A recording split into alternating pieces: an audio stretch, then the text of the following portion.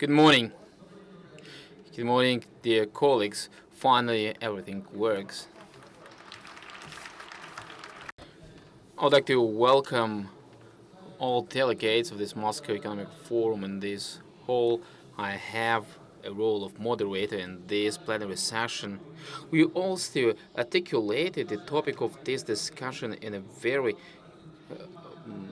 tricky way: social policy and human potential at the basis of the Russian modernization. You also heard about the so-called social lady.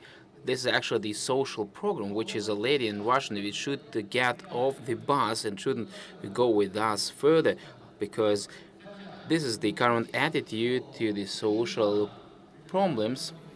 And many of you actually wanted to save on people in the past. Now they have changed their mind and require also the change in the legislation and to turn it towards the social policy. And what is the human potential in this case at the basis of the Russian modernization? This is something what we will discuss with the panelists here. And I would like to give the whole floor to the Nina Kuzmina, Deputy Chairman of the Russian Independent Trade Unions Federation, Rector of the Academy of Labor and Social Relations. She's a very interesting lady, and I will be happy to listen to what she's gonna say. And I would like to also tell you that you have 7 minutes to speak, and then every single mic will be on. And at the end, we will also ask all the panelists to answer one question. Nina, you're welcome. Thank you, Oleg. Thank you very much separately for this introduction. I want my presentation to be shown on the screen because I'm really strictly limited on time. Please show my presentation. And the topic of my speech is said by Oleg in a very strict way: the renumeration in the Russian Federation, the position of trade unions, and I will explain you why. Dear delegates and panelists, here on this slide you can see the trend of the monthly remuneration in Russian Federation. You can see that the trend is positive here, but is it really so in reality? On this particular slide, you can see the distribution of the remuneration on 10% groups of workers. And here you can see the results of the Rosstat study in April 2017. I want you to pay attention to this particular chart. Here you can see that probably 50% of the whole remuneration or payroll goes to the upper to top 20%. And we talk about the mean remuneration is actually 21,323 rubles. It covers only the group 6 here. So in this case, we can see that even the mean remuneration or salary is even below the red line, and the red line is the minimum living budget. Because many of you already know that we have a certain limit to guarantee the remuneration is actually the so-called living minimum for Russian population, because this living minimum is not enough to compensate all the expenses of the labor power, because only the budget of the next level, which is the minimum consumer budget, can allow to cover all these expenses of the labor power. If we call this minimum consumer budget the cost of labor, so in this case 2/3 of our working Russians are paid below this level. And I want really you to understand how it looks like with the renumeration of the labor power in the Russian Federation, what consequences can be. And this situation was not only last year in 2015. This situation looked very similar, and I would like to draw your attention to the fact that in 2015 and in 2015 these guarantees for the remuneration in the country came to the situation that every similar family has should have the situation when two people working with maximum one child. If you have a family with more children, in this case, you can live below the red line. And in this slide, you can also see the total amount of salary paid into 2013. This is in 2011 and so on. And you can see that we don't have any significant changes. And if we also look deeper into the history, we have been having the same situation for the last 25 years. So the remuneration haven't paid all the expenses of the labor power. It, if a certain product has been paid for a long time below the cost of sale, so the quality of this product goes down, and the supply of this product goes down too, because the labor is also a kind of product, is a specific product, but a product, and the market economy also works for this product. What is the main problem? Along with the financial limitations, we also have HR limitations and the poor quality of labor or manpower. Another point, which is actually mentioned by many experts, we we talk here about the labor efficiency, but now we calculate the labor efficiency in another way than we used to do it in the Soviet times. If we look how we calculate the labor efficiency now, we can also understand that this doesn't relate to the actions or work of a particular employee or worker. In this case, we can see also the calculation made in a bit wrong way. So, and finally, we get also quite a wrong labor efficiency, which is compared with the remuneration trend. But we also we talk about the full employment, but we also don't have this situation that the people are working on a full scale, because sometimes they are on the so-called vacations when the employers ask them not to go, not to be in the office or to be at work or to be on vacation. But in anyway, we don't take it into account. Or, for example, we don't really calculate the labor efficiency, for example, in education, in the medical and healthcare. But we do have some labor efficiency also there. And if the Ministry of Culture doesn't finance the culture, we can get a lower labor efficiency in this area. But in reality, the labor efficiency in the culture is higher. Quite often we also can hear that we have quite a low labor efficiency in comparison with the developed countries. But if we compare the labor efficiency with the 1 ruble of remuneration, these figures show that our Russian worker is 3 times more efficient than the German or Spanish employees, except for the energy sector. And also use different sources of information in order to show that these are not only the trends which we observe. Unfortunately, I'm not able to be within my 7 minutes. I have more information available for you. What should I do? Nina, how much time do you need to finish? Probably I need 1/2 minutes. So we will also give this 1/2 minutes more for you. The colleagues, the limits are really strict, but you have these additional 90 seconds. And here are the standard results from the High School of Economics.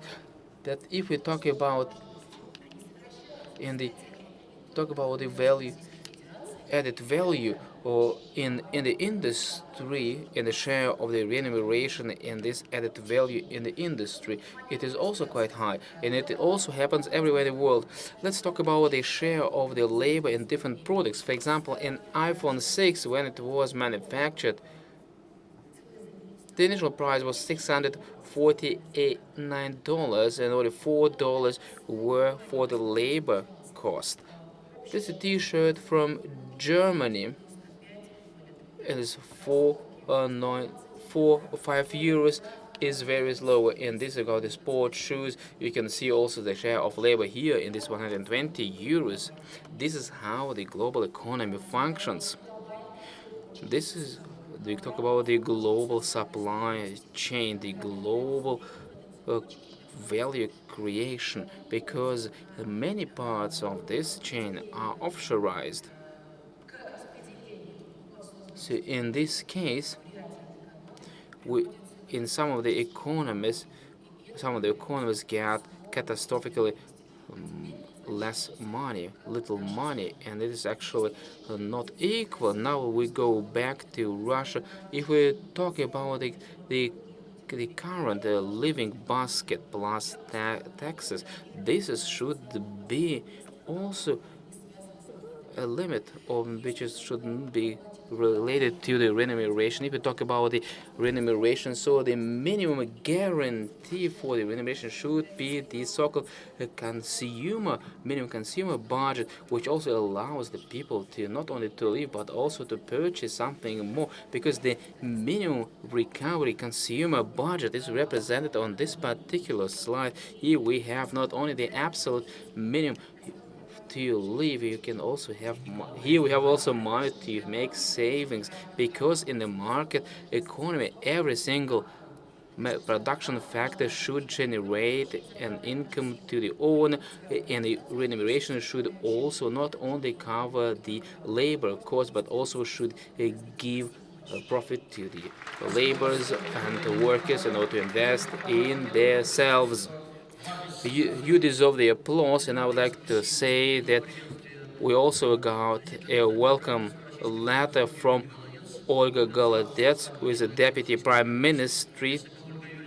And if Olga Golodets were the minister of finance, we would have another social policy, because I really know it as an insider. Unfortunately, we don't have any time for this additional question to Nina. Now we come over to the second part of our discussion.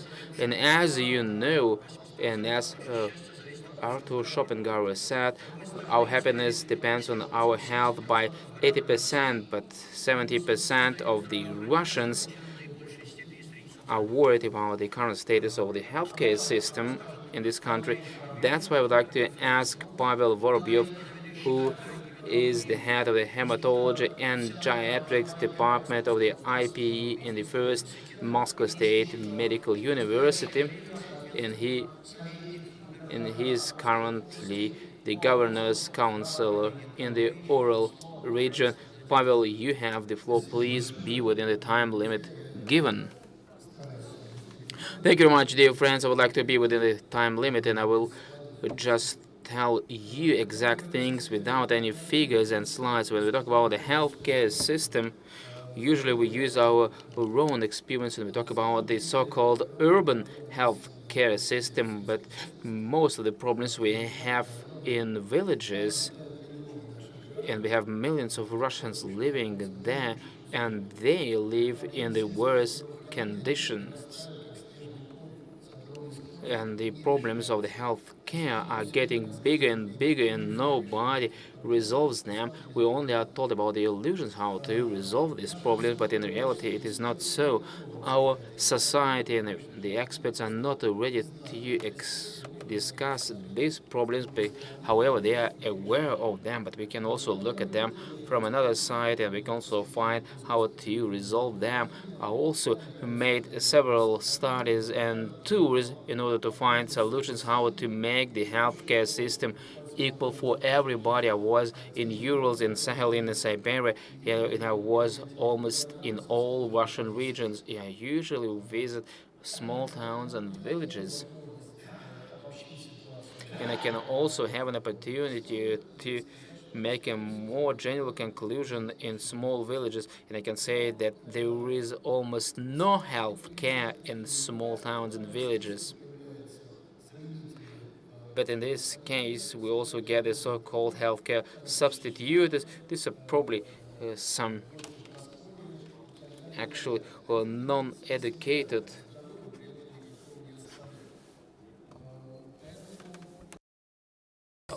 because now we have more healers instead of doctors in the villages, and they actually substitute now the real healthcare system. But we need to understand that this paid healthcare is usually more just a robbery than a real health.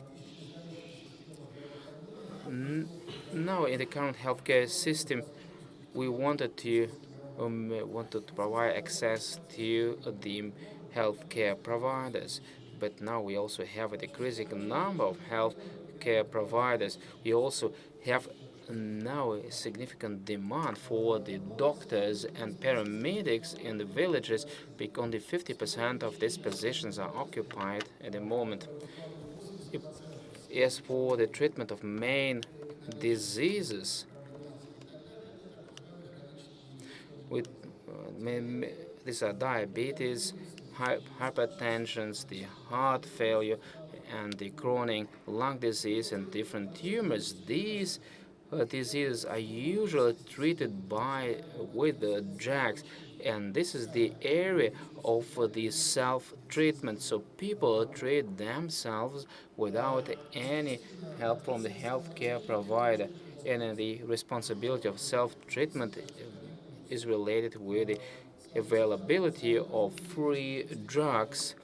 On the one side, we spend millions of dollars or billions of rubles in order to treat 300 people in the country. And we talk about the real facts about real disease, and millions of Russians have no access to the free, cheap drugs which will allow them to live longer and happier.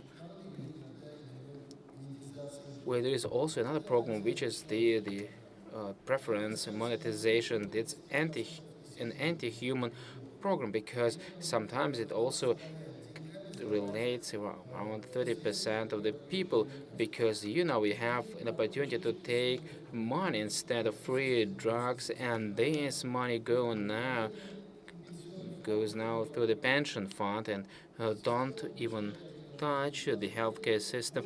So, and if you submit your application, once you get more money in a month, but you don't get any free drugs. In this case, the government buys your lives, and the number of people who file these applications in some of the regions amount to 95%, and this program should be banned. If we talk about the general practitioners, this is actually the doctor which can provide you different medical support, but unfortunately, this program is already outdated at the level of 1995. Sometimes we also have, for example, the X-ray guy, or for example, the gynecologist, psychiatrist, and endocrinologist as a one person. Can you also imagine if this actual multi-qualified doctor can provide you a good health and good support? Unfortunately, uh, it is sometimes impossible actually to pay all these salaries to all these doctors. That's why we have this situation when one doctor has officially several qualifications and provides healthcare service in many areas. And what could be a solution? We can create hospitals where we can have actual specialists, and in smaller villages we can also create the outpatient care centers with the general practitioners. Yeah, now many people have computers or even tablet PCs, and the patients can use internet in order to control themselves and to treat themselves. But they need drugs, and we can also can use the drug machines, which can also give people the required amount of drugs against code entered. See, we also need to develop the medical technologies and to use more terminals.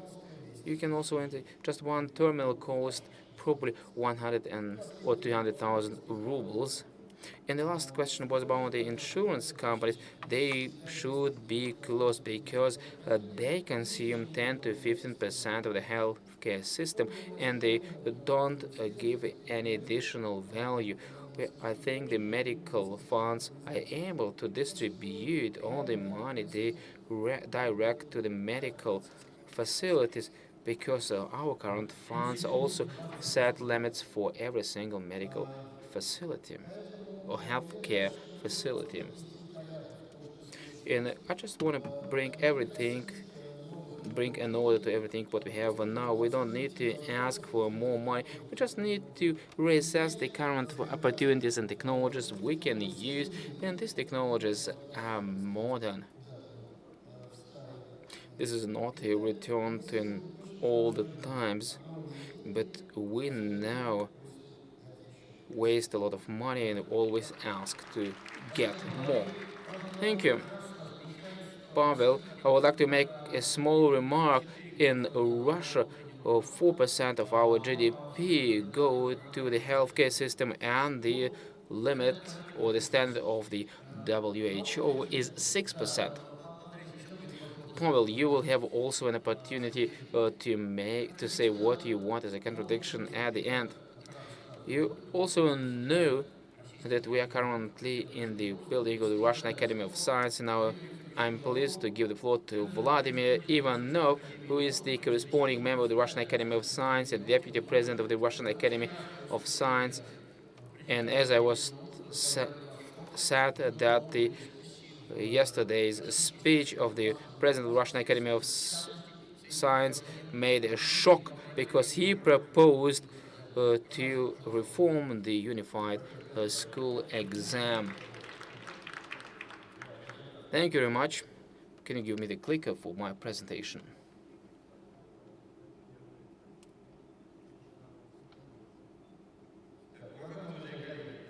Dear friends and colleagues, when we talk about social issues and educational issues, we have to take into account two important factors. We need to take into account the global trends, and second, we shouldn't consider this particular area separately from the whole economic situation in the country. And this is actually two basics for my presentation. On the 1st of March, the Russian president set a new vector for the development of our country in order to increase the quality of life. Not so long ago, we had another goal of development to double the GDP, and now we come over to increase the quality of life. We need actually to catch the technological lacking behind, and also to be at the to increase the level of life for our people. Now we have as a global technical humanitarian revolution. We need to increase the quality of life based on new technologies, and the basic question is the paradigm change, because the economy should exist for people, not people for the economy. In the previous speeches, we were shown the level of the remuneration and healthcare. And why is it so? Because there is one wish actually to tag the maximum human resource in order to get the maximum profit, and the target of spending this profit has not been defined yet. Yesterday we heard here how much money was sent to restore and to support the banking system, but where did this money disappear? This question is still open. So the main problem is that we need to come over to the paradigm economy for the people, not people, for the economy. And we need also to change our environment because thanks to the technologies we have an absolutely different environment. We are not living in the nature anymore, but in reality we are surrounded by technologies.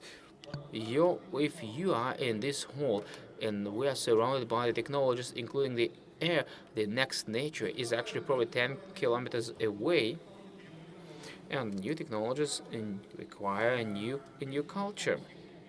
Because if we also remember all the technological catastrophes starting from the nuclear bombing in 1945 and everything what we saw last month, but there is one thing in common: it's a lack of technological culture. And in this case, we get new factors. We have the environment of technologies. We need to create technologies which will help us. And the second is the culture, how we deal with these technologies. Our modern environment looks as follows. That's a human being surrounded by technologies, and these technologies are surrounded by the nature. This is the reality. These are uh, uh, the main image of the current technological revolution, when we have also transformation in the environment and we are building currently the post-industrial society. The post-industrial society is the society where people are not involved into the industrial labor, so where the people do not physically work. That is the digital revolution we have been talking about for a long time, but we also need to change the education system here. We also do see some changes now, because how to create this post-industrial society. This is actually not level 5 or level 6, as Mr. Glasiev said yesterday. This is actually the level where we need to guarantee or to increase the quality of life. And where are we now, and what do we expect? We can also expect a new world order where the technological leaders, country leaders, will take the first place. As for Russia, we have a chance to go any of these three trajectories, depending on this decision we make now. But where are we now? So the main because at the moment the management of the fundamental science is now within the manager's hands. So in this case, actually the scientific and technological space is disintegrated, and this is the direct threat for the national security. We have the low level of resource support. We also have a very poor quality of scientific resources, and we also have a lower number of scientists, what is actually very sad, because if we lose our qualified people, it means that we are going not to the direction of development. Just for your information, since the start of the reform, we lost nearly the size of two physical institutes of the Academy of Sciences. I'm sure this is something that is self-explanatory to you. So this is how our science is being managed right now. It's disbalanced. There are 4 centers for making decisions.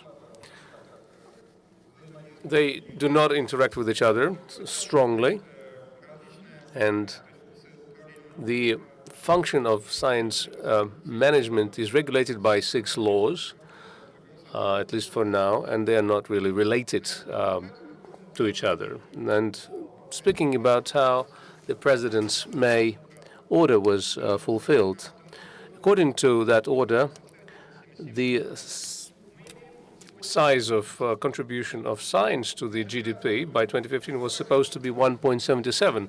That goal was not achieved. Let me say a few conclusions.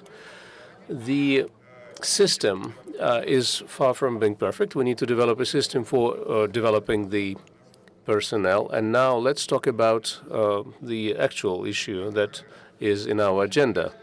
The quality of life is one of the main factors of competitiveness of the state. If we have high living standards, we can succeed. In the developed nations, science, we have 30 seconds more. Science are the basic elements and not a service, and the state is responsible for making sure that that happens. Thank you very much, Vladimir. And as we know, Charles de Gaulle said, culture is the oil of France. We have both oil and culture, thank God. And I think for Russia, culture is even more important than oil. It is with great pleasure that I will give the floor to Yelena Drapeka, the Meritory Actress of Russia.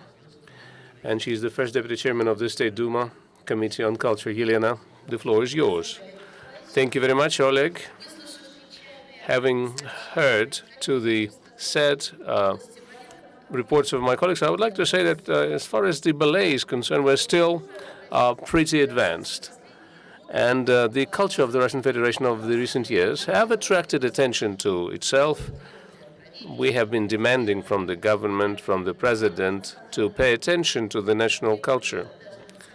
We've even demanded that we start a national program in the area of culture. It didn't materialize, but life itself told our government, made our government to pay attention to culture.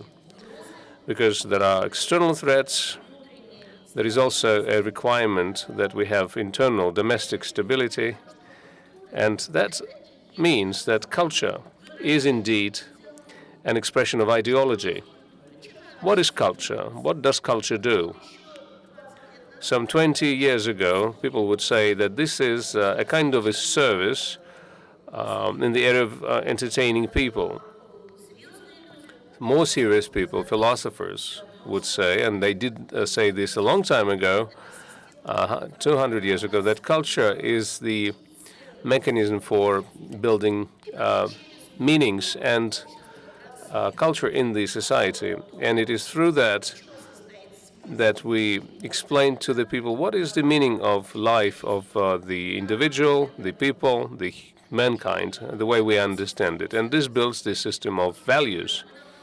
Today, we are at the crossroads.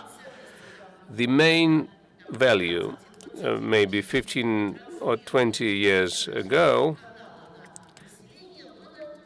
was to build a system that is geared towards consumption. We were putting together an individual that would be a savvy consumer. But just recently, they started talking about building a human being that is creative. The person that would build around himself an environment rather than being formed by the environment around that individual. And these are the things that were set as goals before the national culture. Our institutes were tasked with that assignment. And I would say that we haven't made a lot of progress, although we had some progress. Culture has been really receptive to those innovations that we now have in the world. Let's talk about the remote communications. In Russia, we have the largest information system for the Russian citizens that tells them about what's happening not just in the federal centers in terms of culture in Moscow, St. Petersburg, and others, but online today, anyone can find out from their tablets or phones, track news in the area of culture in all regions of Russia and even in the small towns. Just go to the web portal called culture.rf. So today we are connecting everything to the internet and we are trying to achieve perfection. The next topic I'd like to talk about is we're trying to get to the remote outback areas, trying to preserve what we have there. The national and local folk crafts and arts, money has been earmarked in the budget for the restoration of the clubs that were built in the 70s and the 80s of the 20th century, the ones that became decrepit, and we're now trying to reanimate those clubs. We are now walking down the path of creating a system that is called the National Electronic Library. It's slated to be one of the largest in the world. Maybe it's interesting to say a few words about it, because this National Electronic Library is something that is unique, stands alone in the world. It's a library resource with distributed resources. Well, there are a lot of libraries in the world, data centers, where you would aggregate all of the data. This system would allow you to have repositories of resources in a distribution sort of way. And if we are able to overcome some internal difficulties, it would be possible to make sure that 100% of everything that is created and published in Russia next year would be coming into this resource system. However, there is a copyright issue, and also the other issue ensues. If we buy these works of art from the authors, so we would not have enough money in the budget. Instead, we are proposing a different thing. We will store 100%, but we'll pay the authors, the writers, only based upon people accessing their works of art, some kind of royalty. That's going to be the approach, and if we succeed with that, maybe we will overcome all of the difficulties. And unfortunately, science is not part of that overall arrangement, and it will take time for them to overcome some technological difficulties that they have encountered. We have a lot of achievements externally. Foreign policy is one example, but we also have some problems. And we deal with a number of those issues within the State Duma in the Committee on Culture. The main problem today is that we haven't yet resolved the issue of what kind of place should culture be taking in the hierarchy of the state's values. We've studied our laws, and we found out that we're not the social sphere, because the only law that talks about this is the law on the government of the Russian Federation, and it's mentioned some of the responsibilities and obligations of the government in the area of culture, science, and education. And it looks like we are not really a socially minded system. And I would like you to start thinking about it in that way. And the other thing we are doing right now is we are trying to make sure that we have a proper relationship between the state, the society, and culture. Over the last 3 years, we have been able to create a document that is called the Foundations of the Governments of the State, a Cultural Policy, which explains, as a memorandum, certain ideas that we are relying on traditional values. You have 30 seconds extra.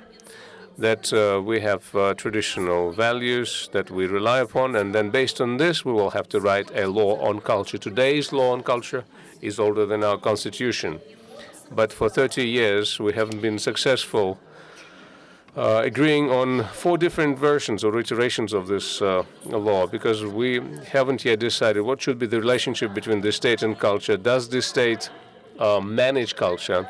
Is the culture going to be owing something to the state? And this is not something that has been identified. And until that has been done, there will be no law on culture, and we'll be fixing things in a fixer-upper manner wherever those problems arrive, trying to patch things up. And we need to, resolve principal things. The issue of freedom of creativity, and what should the government be funding, it is quite important, and this is something that the society wants to find an answer to. Thank you very much, Yelena. I would like to say something that would sound paradoxical to you, maybe. I've been in many audiences where I met with people representing education, medicine, and culture. I say the same thing. Do not believe that you are part of the service industry. You are not part of the service industry. Instead, the place that was once occupied by the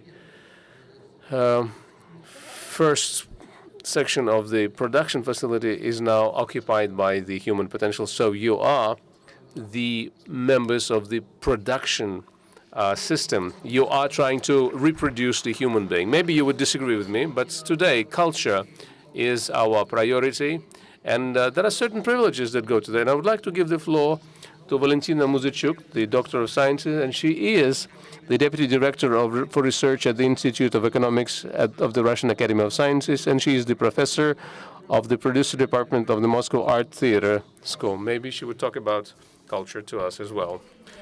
Good morning, dear colleagues. Thank you very much to the organizers for inviting me to this event. I will be talking about the subject of this session. Mr. Greenberg formulated to me what I should be talking about. I will be talking about those issues that exist today within the management of culture system. And however, the topic of my speech may sound too ambitious: unification, optimization, commercialization in the sphere of culture. Is this the Pyrrhic victory, or are those the tortures and woes of Tantalus? Everything that has been happening over the last 20 years has been not really friendly towards culture. And those unfriendly steps that have been made over the last 20 years towards culture are the things that are very similar to what we're seeing in the area of education and science. But I will focus on culture because in this field there are no winners. And on the one hand, this is the Pyrrhic victory for those who were conducting those reforms, and that they are also the woes of Tantalus, who will have to live according to these laws.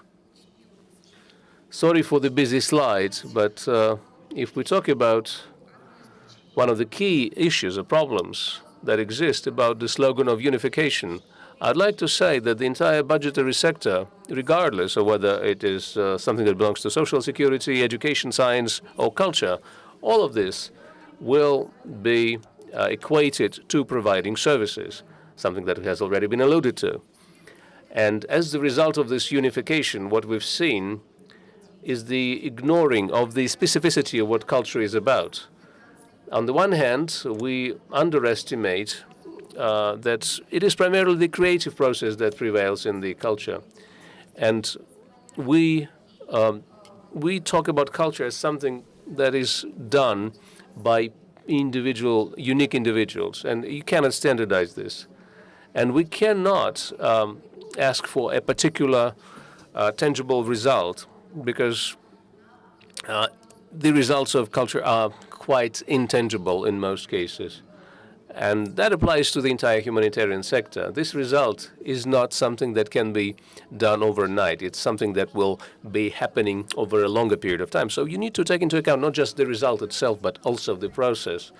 And now, in the context of what the charters of our culture institutions say they act as the agencies of the government providing services in the area of culture. And if we want to help culture and get out of this conundrum, we need to move towards unification, towards specialization, and we need to take into account the fact that this is a very specific sector of the economy. And we've talked about the quality of competitiveness that gives us certain advantages. That shows that the institutes that have been created, they are converting themselves into an institutional trap, and they provide some backlash, and they act in a different way than they were designed. The next one I would like to talk about is the optimization of culture. We know optimization is the choice of the most optimal solution, but unfortunately, according to the Ministry of Finance, this has bogged down to essentially reducing the funding for many major areas, and that has affected the houses of culture in the rural areas, clubs, and so on and so forth. The numbers are on the screen. I don't have the time to go through all of them, but this optimization that I'm talking about and unification is something that we need to struggle with. We need to fight it. because education is not a service. But these are just words, because we need to start taking active action. And in order to do that, we need to take culture and the entire humanitarian sector of the economy out of the segment which is called the provision of government or municipal services. Establishments of culture, science, and education are not the continuation of governmental agencies. They are not supposed to provide any services.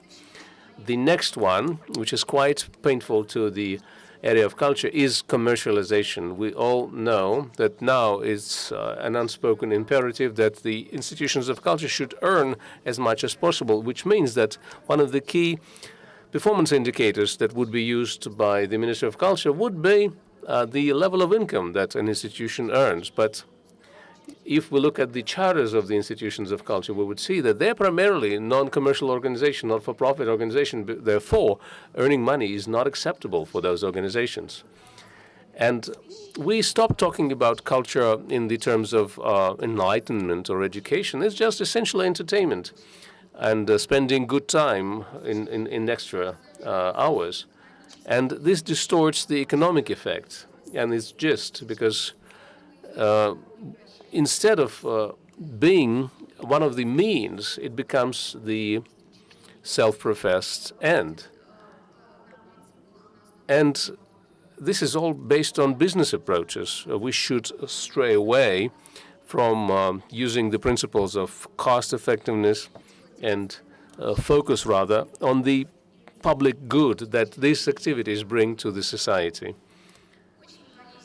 Another painful issue is related to the so-called culture metrics, which is similar to science metrics, when you would have the quantitative approach prevailing over the qualitative one, and the instrumentation you would use would be sometimes absurd. There was a recent innovation that introduced certain norms of labor in the area of culture, and they apply to everything to let's say, creating props. In order to create a sky on a stage, you would need 0.29 man-hours, and if it's the sky which has shower clouds, you would need 0.4 man-hours. But if it's a difficult to paint sky, it's going to be 0.8 man-hours.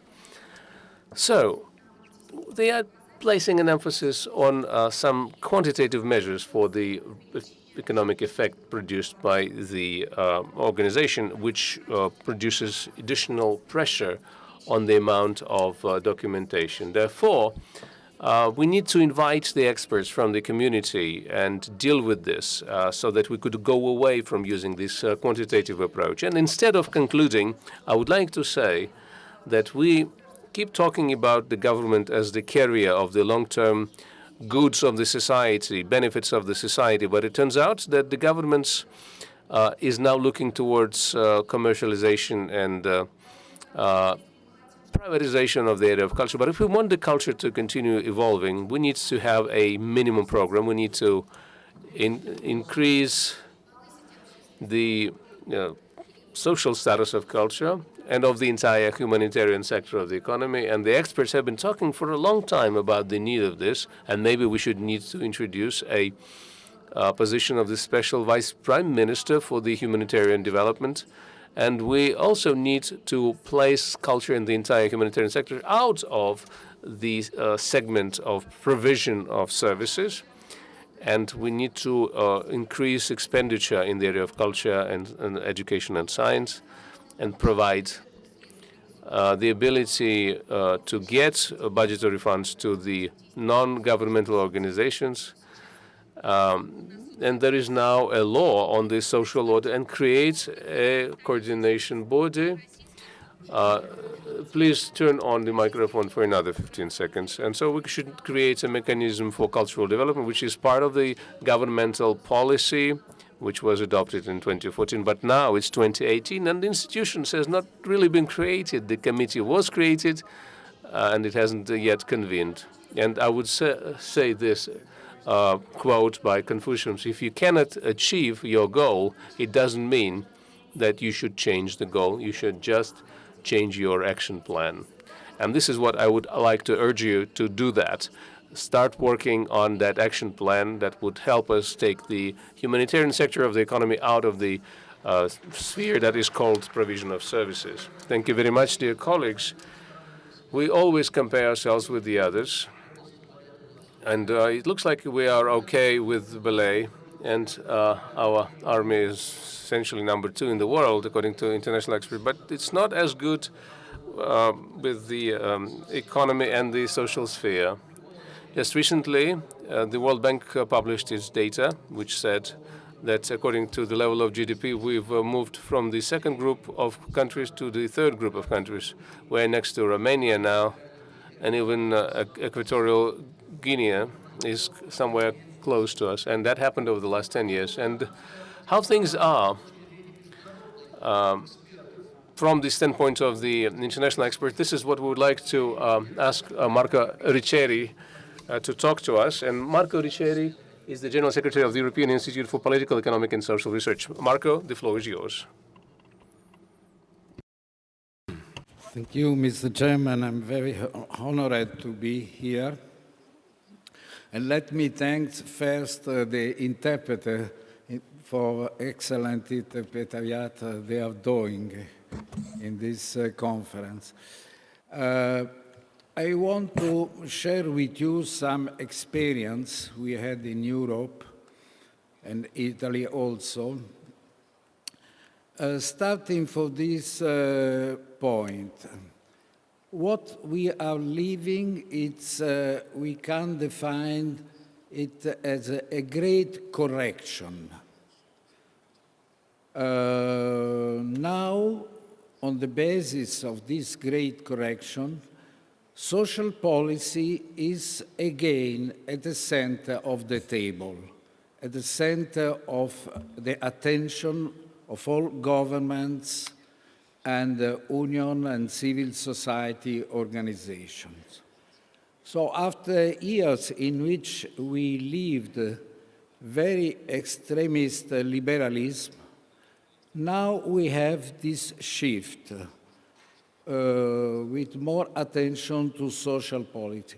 What is the reference, the main reference for this? The main reference is the Agenda 2030 approved by United Nations on Sustainable Development.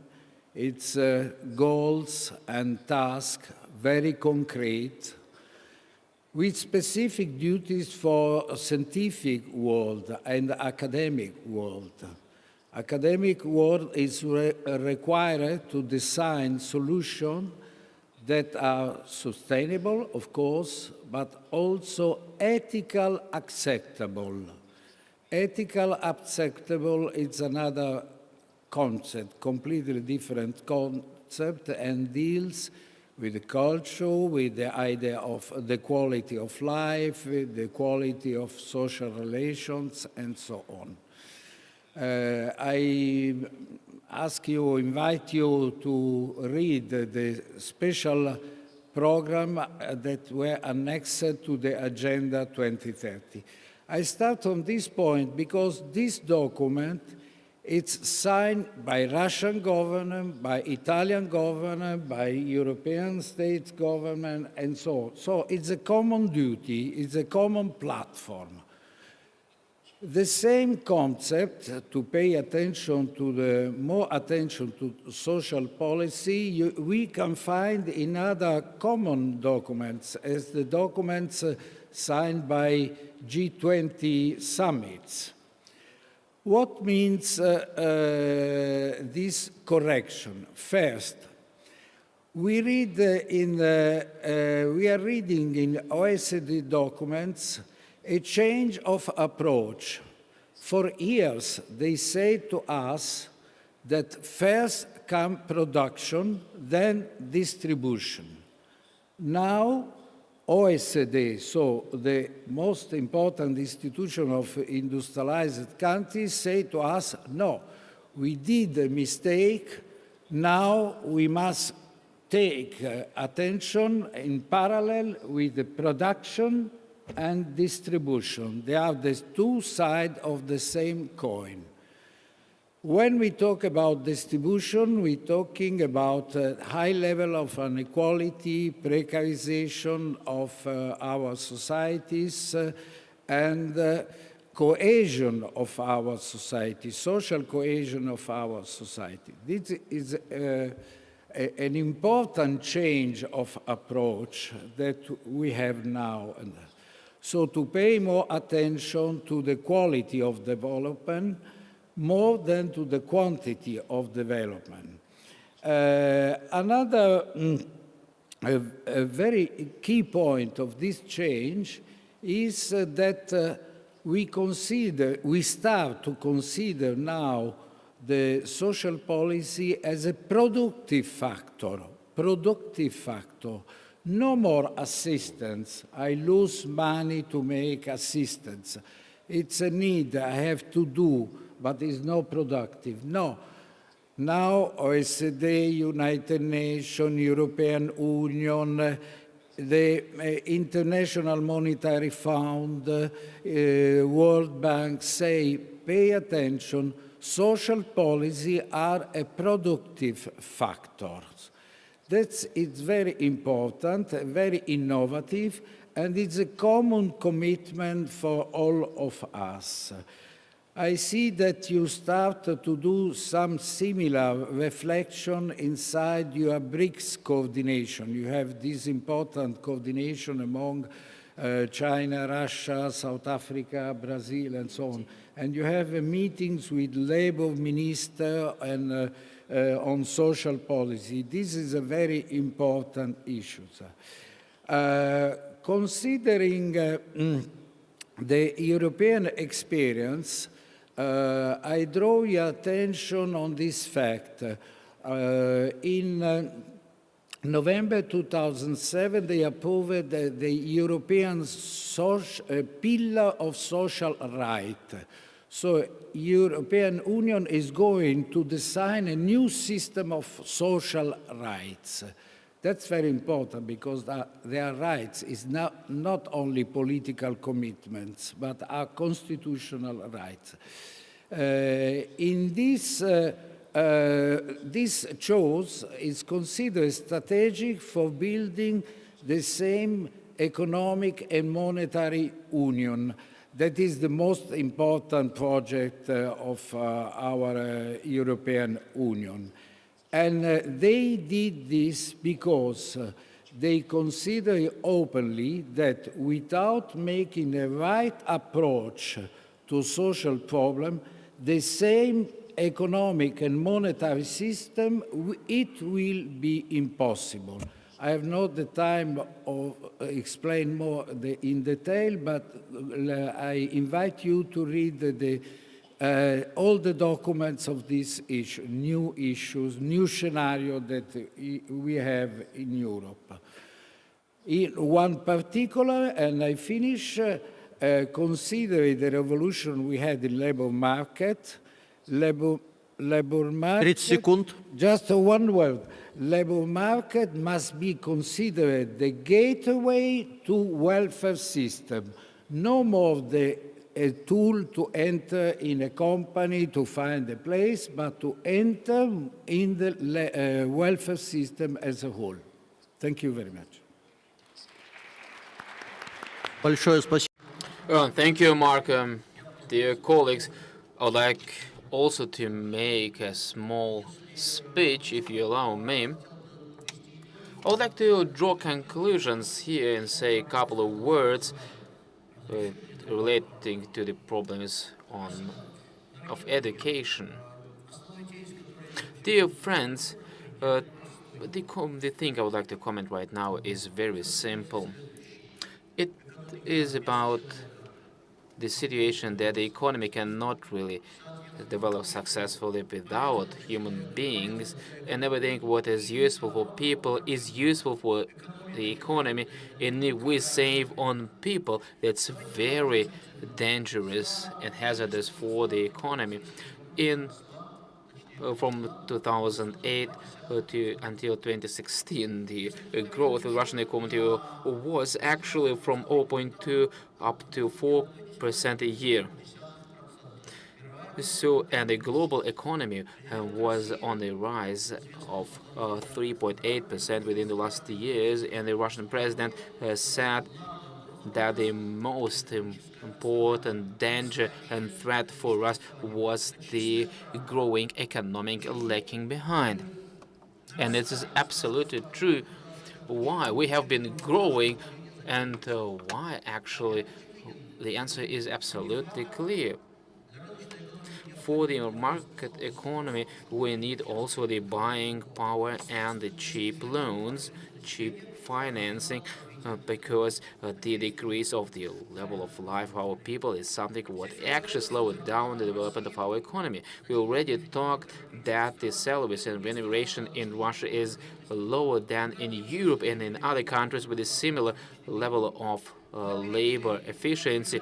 We are ahead of India now. We are catch up the South Africa, and if I go the country name and Brazil, but we are actually 2.5 times below China and Turkey. Why the share of labor in the Russian products is 25-30%, in Europe 55-60%.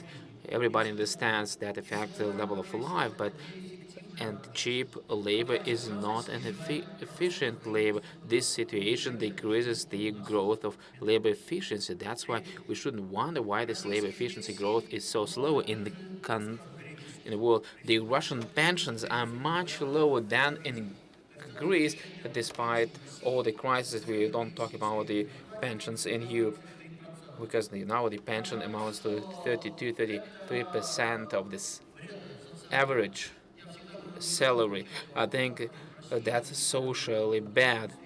I don't really not able to answer you how to survive in Russia getting this average pension, and there is also a negative effect because the buying power goes down and economic demand doesn't grow. So the State Duma and our colleagues in the State Duma actually refused to increase the pensions for the working pensions because it can also lead to the decrease of the life level of the pensioners. But you also look at the data from the Rosstat as soon as the people started working in the black market, so the losses of the pension fund went up. That's actually not the real savings achieved by the pension fund. As soon as we actually filed the draft law to increase the pensions, the date of a stat increased. We need to increase the retirement age, and I think it is something what we need to decide. And I think this decision is absolutely wrong because 45% Russian men cannot live until 60 years of age. So, as our president said, you work and then you die, so you don't need to get any pension. But there is another economic situation because we have a lot of people working here in Russia and earning very low amount of money. Because Alexei Kudrin also says we don't only need to decrease the retirement age and also need to increase more robots. Probably we need probably to implement robots and to increase the retirement age. And also agree with Pavel that money is not always used in a good way, but even this 4% of GDP spent for the healthcare system do not allow our healthcare system to be efficient. And the people who really care about it, and there are also expert assessment, if we increased the expenses for the healthcare up to 6%, and if we use this money in a good way, we could have saved actually people from the early death and can also compensate the deficit of the pension fund. Environmental protection. You also see what is happening in the Moscow region right now. But do you know that Sweden made a great business on garbage processing, and if Sweden is willing to buy our garbage to process, we need actually to make the separate garbage collection. We need to invest into the garbage processing, and it will be a profitable business. Science. Dear colleagues, it is absolutely clear that there is no science without technology, there is no modernization without technology, and the Russian Academy of Science said that the outflow of the high qualified people in Russia increased by 2 times within the last 3 years, and the total human resource outflow from Russia amounts to 18 million people. After the civil war in Russia in 1920s, only 4 million people. And Herman Graf, the head of Sberbank, also states that we also lost around $2 trillion since the beginning of the 1990s and until now. And another topic which is very close to me, this is the education. And the Ministry of Education and Science makes a report every single year about the future of the education policy, and it doesn't contain any system problems. And I think there are at least 12 such systematic problems. First, financing. In the healthcare, we all finance probably 2/3 of required. In education, we only finance 50% of what we really need. No other no other country managed actually to do the modernization, spending only 50% of what we need.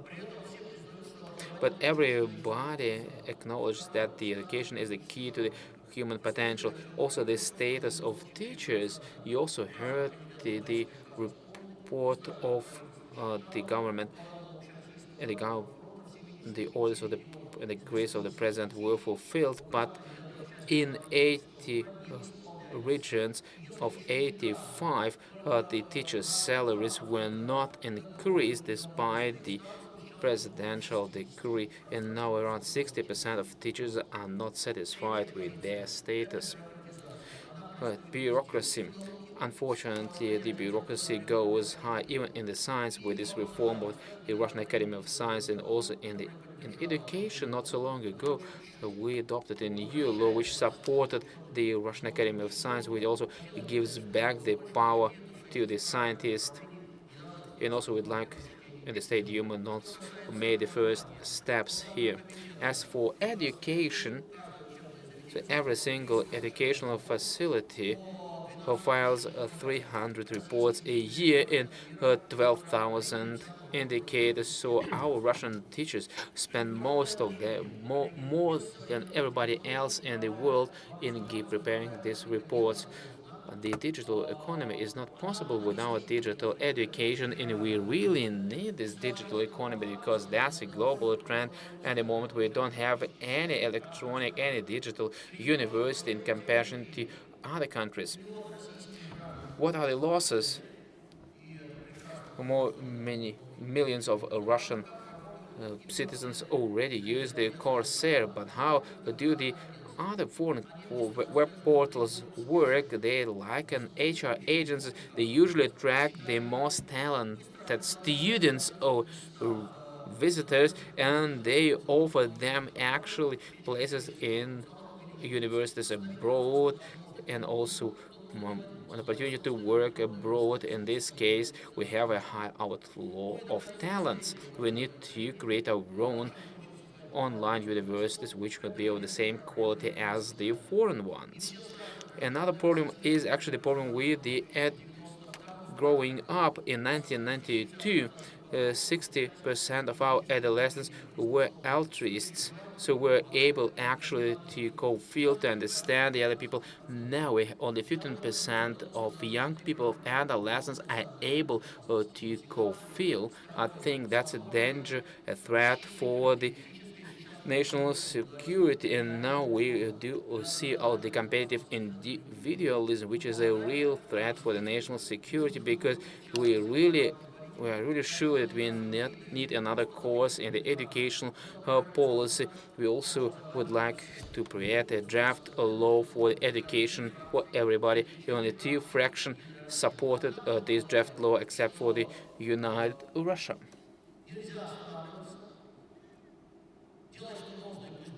But we shouldn't stop. We should do what we can. And the last le legislative initiative is actually to exclude the educational services from the law of education, because the teachers don't provide educational services, they build our people. Thank you for your attention.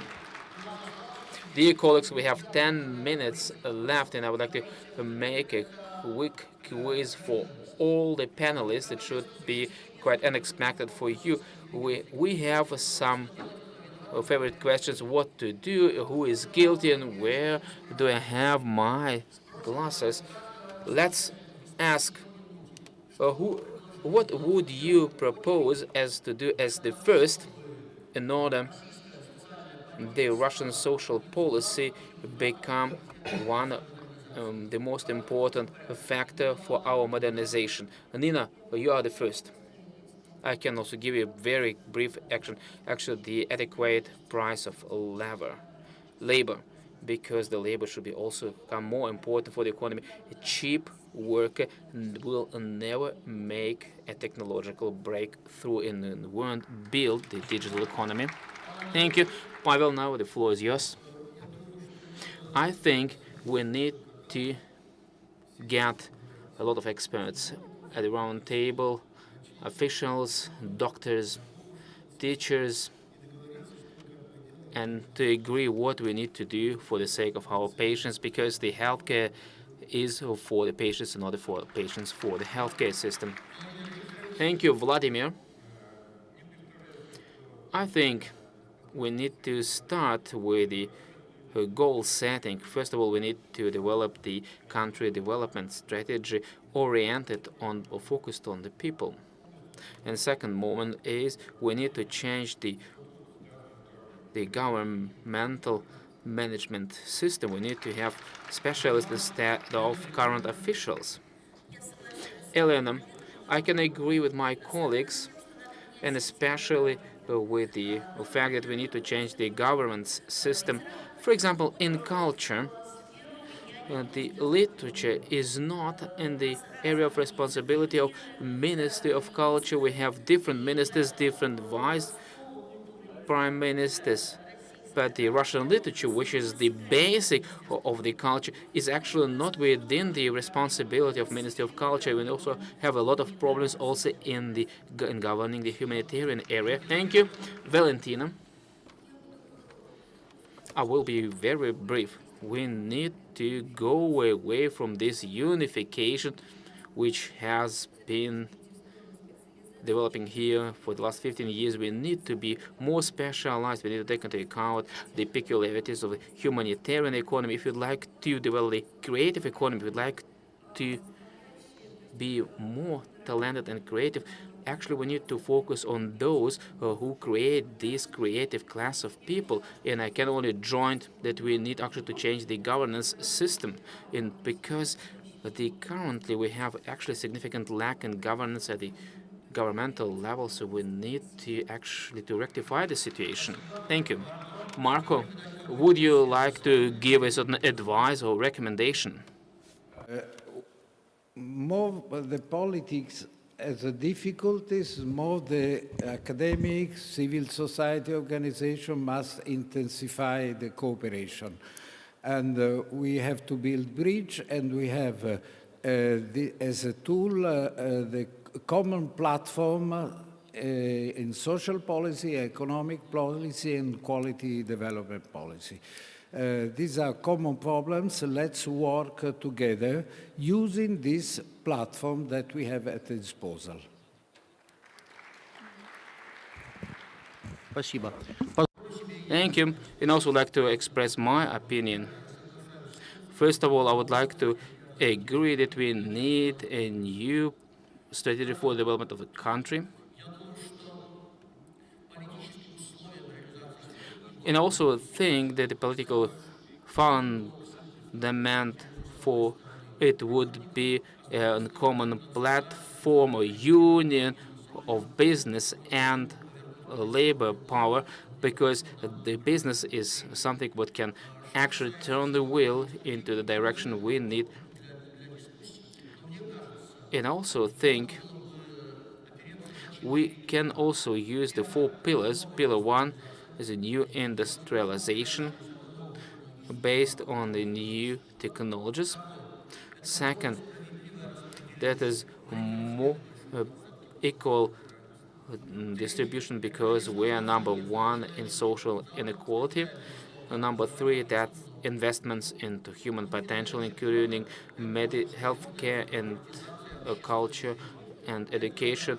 And number 4 is actually we need to get rid of the bureaucracy in our life, because now the symbol of the Russian bureaucracy is the closed doors in the well-known shopping center in Kemerovo. Dear friends, I would like to thank everybody who participated in this discussion.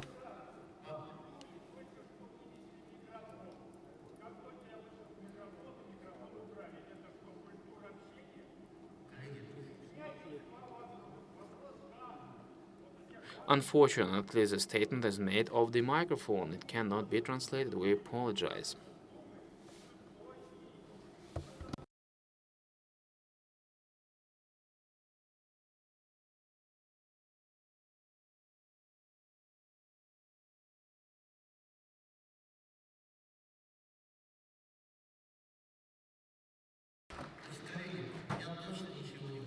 Dear colleagues, I didn't take the mic of the audience. As for the law which we haven't adopted, I can also listen to you what law you were talking about, because unfortunately we didn't adopt many important laws, not within the last parliament, also within the previous parliament. These are the results of the election campaign of 2016. Dear colleagues, we would like to finalize our session. I will be happy to take your questions individually. I'd like to thank all the audience. You're really the genius listeners. Thank you very much.